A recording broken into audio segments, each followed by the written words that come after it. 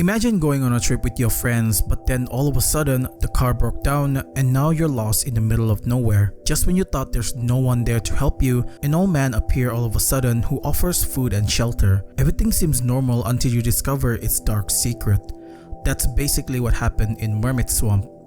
Developed by Uri, Mermaid Swamp is an RPG Maker horror game that follows Rin and her 3 friends on a road trip but finds themselves lost in a mountain. Luckily, an old man happens to stumble on them and offers them food and shelter, but things took a dark turn when one of them was afflicted with the mermaid's curse, and slowly, each one of them was affected by it. It's up to Rin to uncover the truth, otherwise, all of them will die. The game was created back in 2013, and although it's not as popular as the Strange Man Anthology, another creation by Uri, it still managed to gain a niche fanbase who loved the game. In 2019, the game received a remake along with an added voice acting, making it much more immersive to its already interesting story.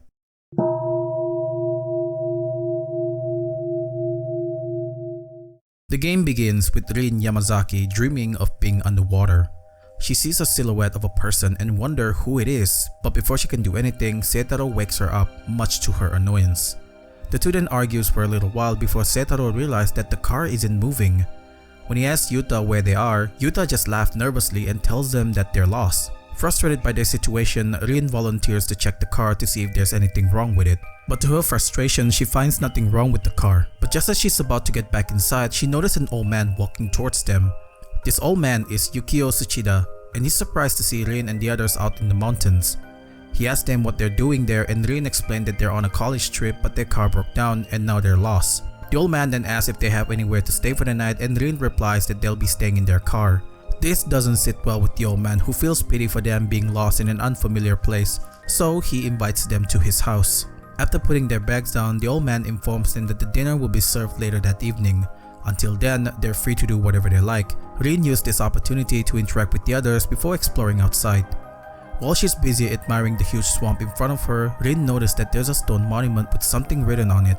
She tries reading it, but because she's too dumb to understand any of it, she only managed to make out a few words. Thankfully, the old man comes out and explains that the stone monument tells the legend of the Mermaid Swamp. その石碑が気になりますか？なんだ、じいさんかよ。驚かせやがって。おっと、それは失礼。ところで、その石碑の言葉を読まれましたか？いや、読めなかった。何が書いてあるんだ？この地に伝わるある伝説が書かれているのです。この人魚沼についての伝説がね。伝説？人魚沼？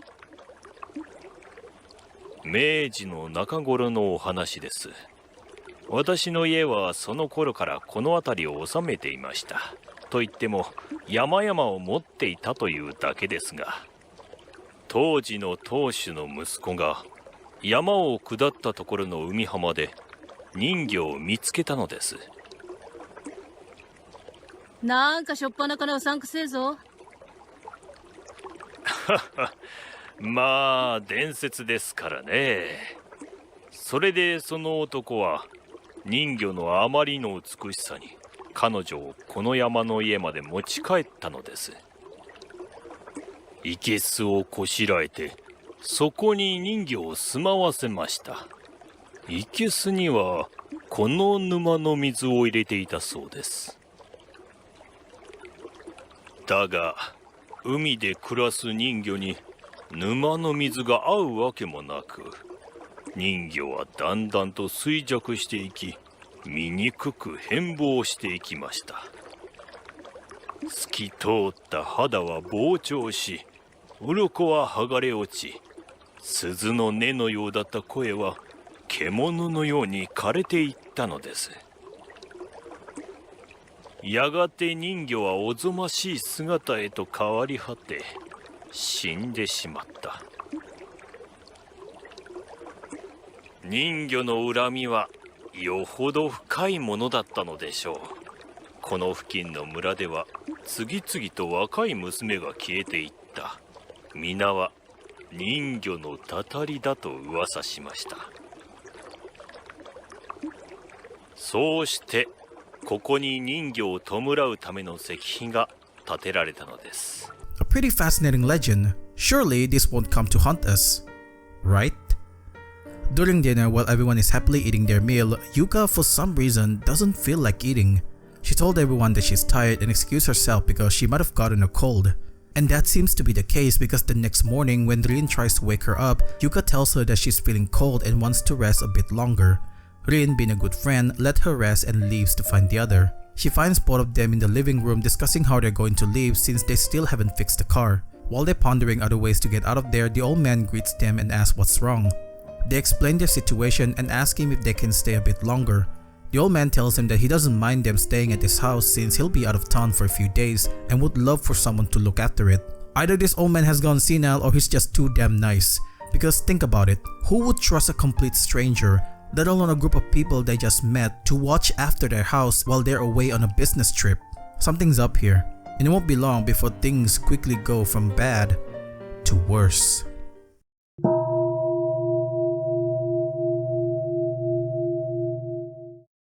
That night, after everyone goes to sleep, Rin had a dream where she's once again underwater, except this time, she can move. She hears a sound from outside her room and found a strange dark figure entering Yuka's room. Rin follows it and sees the creature standing next to Yuka's bed, staring at her. Before she can do anything, the creature is seen entering Yuka's body. I'm pretty sure that's nothing, right? I mean, Yuka will be fine, right? It's not like she's going to... The sight of Yuka's bloated body made Rin screams in horror. Setaro, who appears after hearing her scream, is also horrified to see Yuka. There is no trace of their friend at all. All they're seeing is a huge bloated monstrous figure. Setaro immediately instructs Rin to call an ambulance, but when she tries to use the phone, there's no sound. The line has been cut off. And to make matters worse, the power has been out for quite some time already.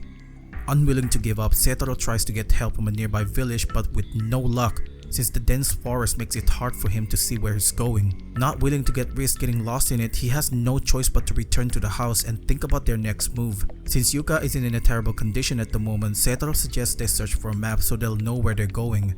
Both of them agrees and start searching. At some point while searching for the map, Rin finds Yuta staring at a painting. She scolds him for messing around while she's trying her hardest.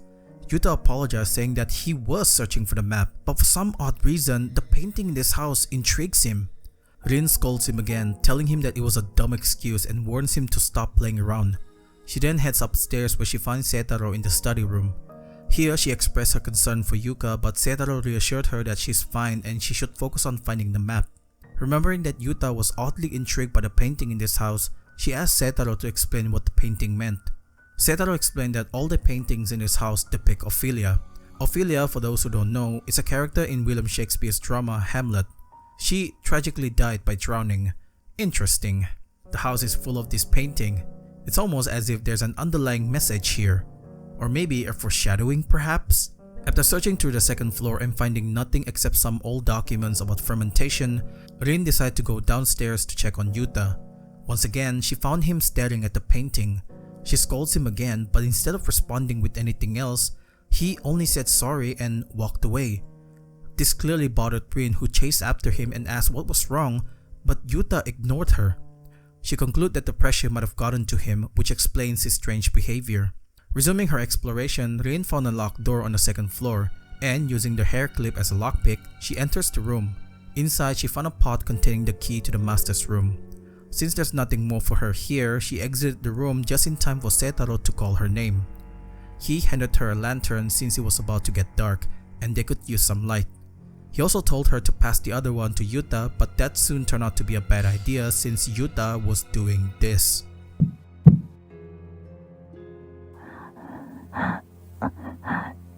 Yuka.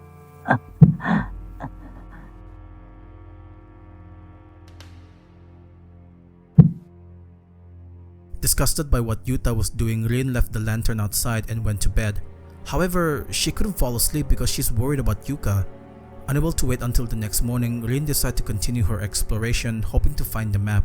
But even though she kept searching, she still couldn't find it. All she could find was a letter addressed to Yukio Tsuchida. Judging by how it was written, the letter was definitely from his ex-wife. It details how the ex-wife was taking counseling because she was depressed. It also stated that Yukio had offered her something, possibly to return to his side, but the ex-wife asked for more time before she could make a decision. Lastly, the letter mentioned a storeroom key that their daughter had lost somewhere in the piano room. Well, she found the key and even opened the storeroom, but still, there's no map. Looks like the house might not have it after all. But you know what they have? They got firewood. Rin remembered that earlier, Setaro mentioned that Yuka was feeling cold. This is a good opportunity to use the firewood to warm her up. So, Rin did exactly that. She lit up the fireplace in Yuka's room. Perfect. Now Yuka will finally feel warm.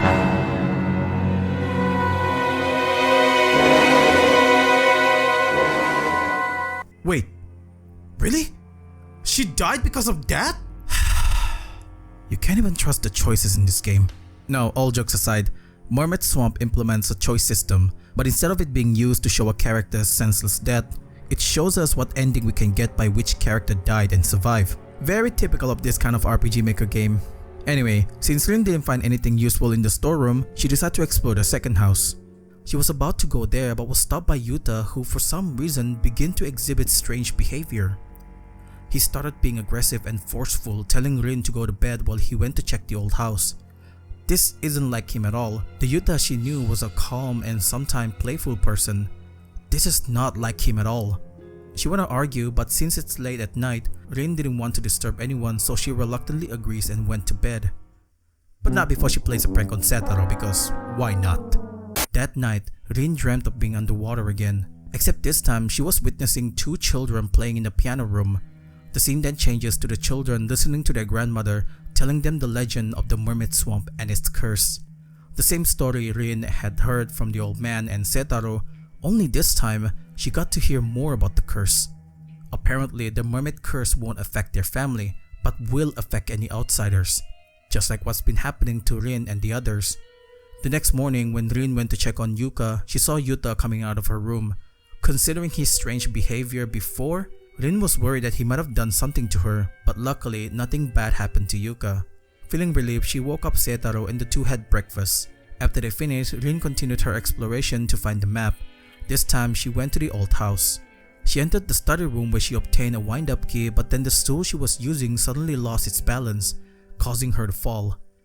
When she opened her eyes, she saw Yuka standing next to her, asking if she was okay. Words couldn't express how happy Rin felt at that moment. She hugged Yuka, telling her how relieved she was to know that Yuka was okay now. However, something was wrong with her. Despite looking normal, she started saying nonsensical things, like how she knew the secret of the house and that she was a hostage. Rin was puzzled by this. She didn't understand what Yuka meant by that. Suddenly, Yuka began shaking violently and begged Rin to help her.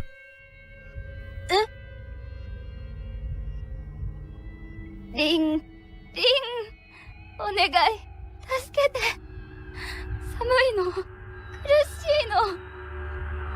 ゆか、どうしたんだ？おい！違う、私じゃない。お願い、話してよ。寒い、寒い、寒い、寒い。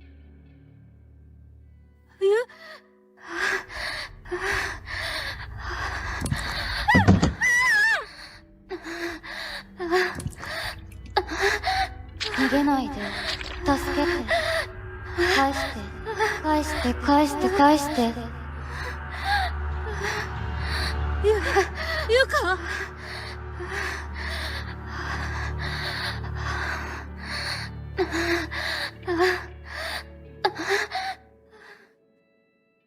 返して。 When she opened her eyes, she was back in the position where she had fallen, and Setaro was frantically calling her name. He scolded her for making him worry, but Rin ignored him and asked about Yuka's whereabouts.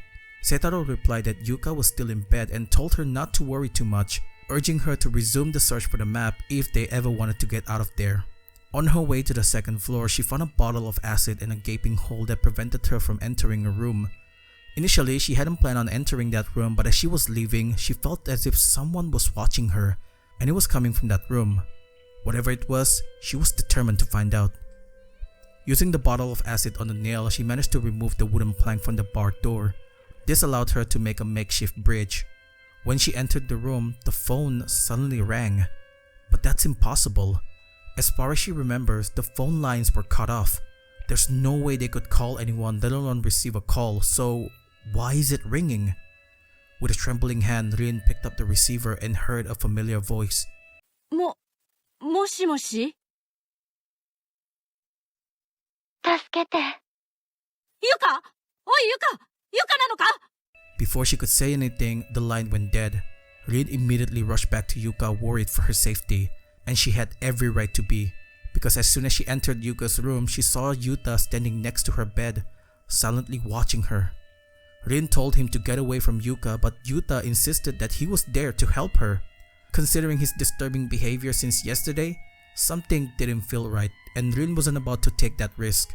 She ordered him again, this time more sternly, to get away from Yuka. But that's why Yuta's behavior changed. He suddenly became violent, pulling out a knife with the intent to kill her. Rin quickly closed the door behind her, as her mind scrambles for answer about what could possibly cause Yuta to act so strangely. Rin remembered that Yuta had been oddly obsessed with the paintings in this house. Could that be the reason?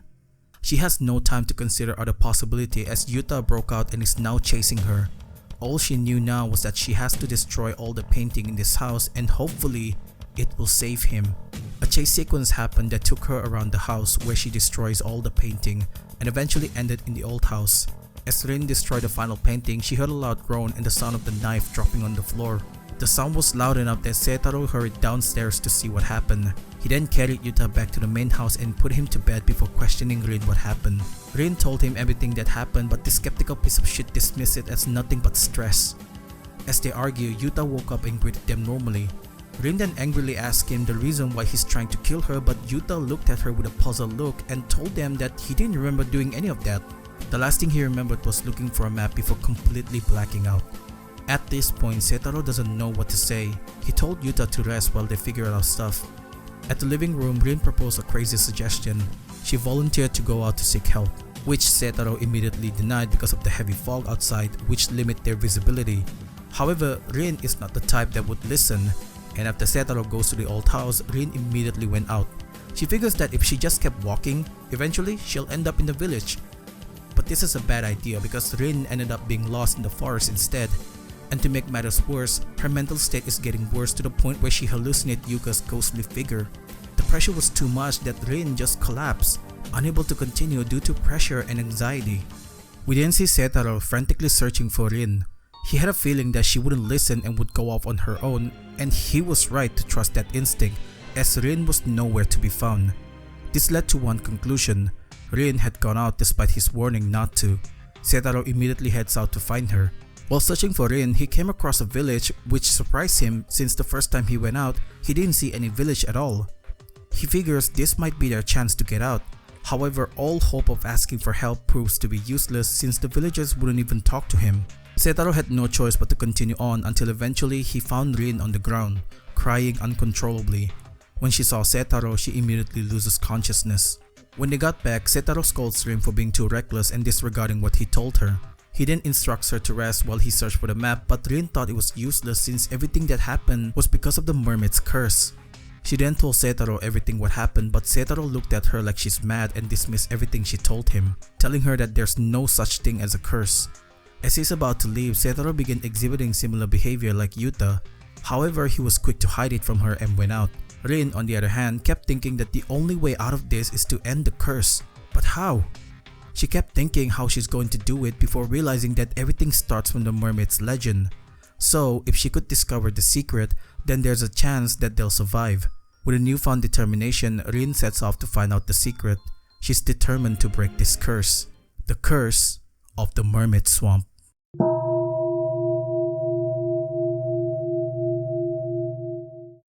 Rin heads to the old house. Along the way, she picked up the knife Yuta had dropped earlier and used it to open a pillow, revealing a key and an old note that shows her the location of the boat key. She continued on and entered a room on the second floor where she noticed the fireplace had an opening. Rin went down to investigate. Surprisingly, the hidden compartment led her to a small underground area where she finally found a map. As she was about to leave to share the good news with Seitaro, the lantern she had with her suddenly broke, leaving her in darkness. To make matters worse, Rin, now cowering in fear, saw the figure of a woman slowly crawling towards her. fear overwhelmed her and she fainted. We then briefly shift to Setaro, who was trying to sleep but couldn't. He had a feeling that Rin might be up to no good because knowing her, she wouldn't stay put. So he decided to check on her, but as he stood, his headache suddenly worsened. And he also heard someone talking to him, commanding him to do something. It seems like Setaro might end up like Yuta as well. We then switched back to Rin, who had just woken up and realized that it was already morning. She went downstairs and saw Setaro, who asked her where she's been all night. Rin explained that she found a hidden room and showed him a map that might lead them to the exit, but instead of responding with his usual sarcasm, Setaro suddenly hugged her. Rin initially struggled to break free from his embrace but stopped when she realized that Setaro was trembling. He told her that he was scared and didn't want anything bad happening to her. At this point, Rin had two choices: accept him or reject him. Naturally, Rin, who had a soft spot for Setaro, accepted him and... Yeah, maybe accepting him wasn't the right decision. Anyway, Rin realized that something was wrong with Setaro because his behavior was similar to Yuta, which could only mean one thing. Yeah, he's crazy. Setaro pulled out an axe and started chasing her. Rin tried to run away but eventually found herself cornered inside a room with no way out. As Setaro inches closer to her,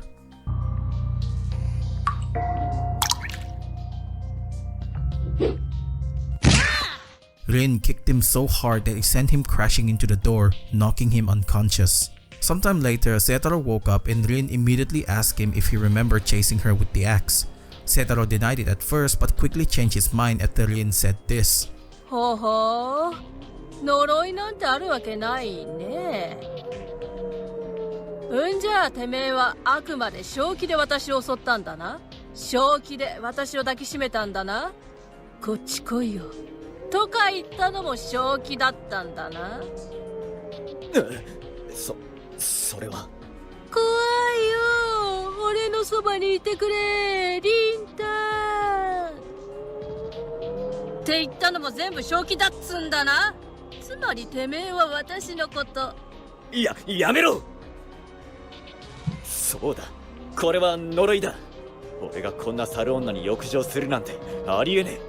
After that wholesome interaction, Rin told him again that everything they were experiencing right now was because of the mermaid's curse, and that they had to do something about it, otherwise it would never end.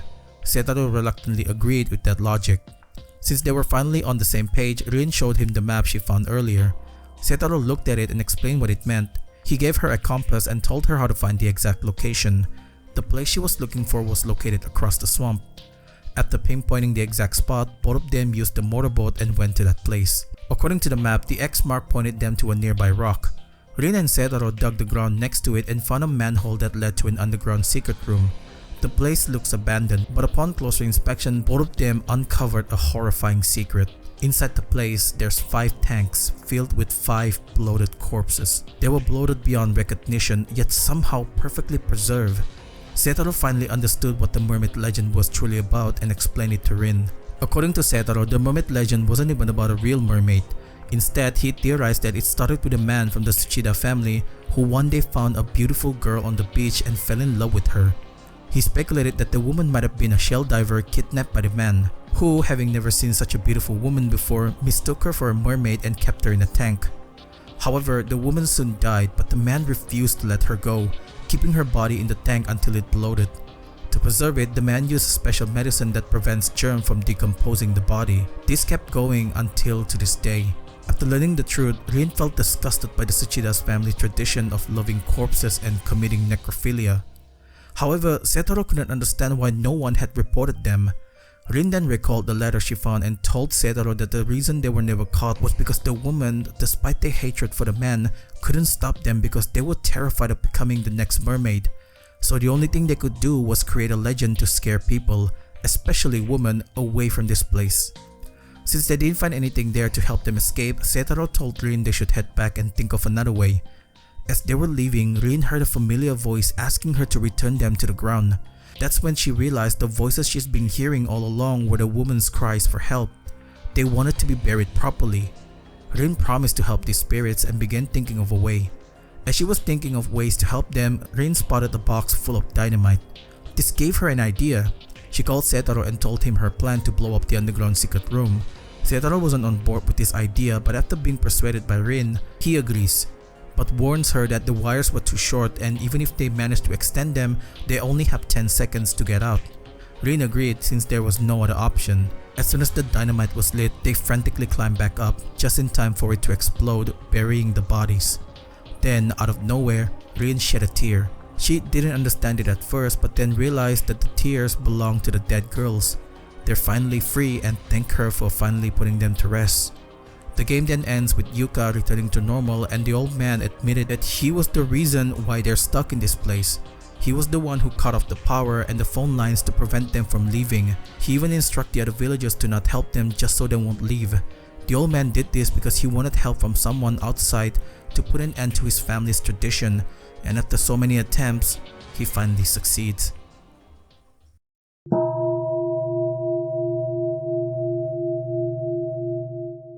So Mermaid Swamp has 4 different endings, and what ending you got is determined in these 2 choices. 1, if you decide to light the fireplace, and 2, whether you dodge Setaro or not. The first ending is called Yaobikuni, where everyone died. In this ending, after everyone dies, Rin figured out how to get to the secret underground room across the swamp. She was horrified when she discovers that the mermaid she's been hearing is nothing more than a well-preserved bloated corpse. At the same time, the old man locked the door in the hopes of killing her by starvation, but Rin, in desperation, ate the corpse. A few days later, the old man came back and was surprised to see her still alive. However, Rin at that point had already lost her mind. This gave Yukio the perfect opportunity to tell her another lie, where by eating the mermaid's flesh, she could become immortal. The scene then ended with Rin going into the forest believing that she's immortal, not knowing that all of it was a lie. The second ending is Forever Deep. We lit the fireplace, killing Yuka, but didn't dodge the axe, saving Setaro. In this ending, Rin and Setaro discovers the underground secret room. Rin wanted to destroy the tank containing the mermaid, but Setaro stopped her and tries to reason with her. It then ended with both of them despairing since they couldn't leave the place, so the only way out is to commit suicide. Both of them hold hands and jump into the swamp, drowning to death. And lastly, the third ending is called Secrets. In this ending, after Setaro died, Rin is seen crying her heart out because she just lost Setaro. Yuta tries to calm her down, but Rin was too devastated to even care. Suddenly, she heard Setaro calling her name. Even though Yuta didn't see anyone, Rin insists that she hears Setaro calling her. She then jumps into the swamp, drowning in the process. Yuta tries to save her, but as he was about to jump, he was shot by someone, which we can assume to be Yukio, the old man.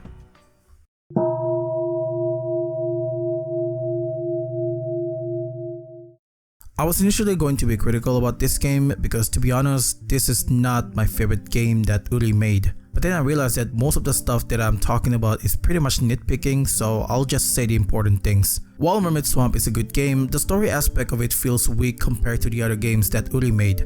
Mermaid Swamp starts off strong with a heavy horror element, but then afterward it just became a map searching simulator. And then towards the end, it became a story about a man wanting to end his family's tradition. Initially, when the game starts, I was led to believe that the game will have a horror element because at the start of the game, Yuka was possessed by the ghost of the woman who died becoming a mermaid. But then as we progress through the game, it completely forgets about the ghost and only makes an appearance a few times. I was also excited to see if we're gonna see some mermaid monster, just like how the Crooked Man plays out, but no, we didn't get to see any of that. Now you may argue that they're gonna be out of place, but if the Crooked Man can do it by showing us the Crooked Man and still explain to us that it was all in the character's head, then I don't see why Mermaid Swamp couldn't do the same. There's so many things in this game that left me with more questions than answers. What is that creature that enters Yuka's body? How did Yuka's body swell up? Setaro explains that the plumbing runs throughout the house, which doesn't make sense because the place where they found the plumbing was far away from the main house. Not only that, if it was in the plumbing, why wasn't everyone affected by it? Why is it only Yuka's body that swelled up? There's so many questions than answers. At least the other games made by Uri was easier to understand. This one feels kinda rushed. I also don't like Rin. She's a good character, but my god, she's an asshole. There was this one scene where they found Yuka's bloated body.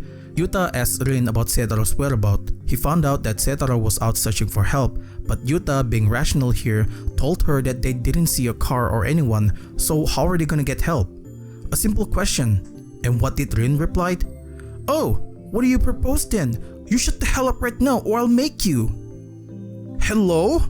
He was asking nicely? Look, I know she's panicking, but my god, that reply annoyed me so much.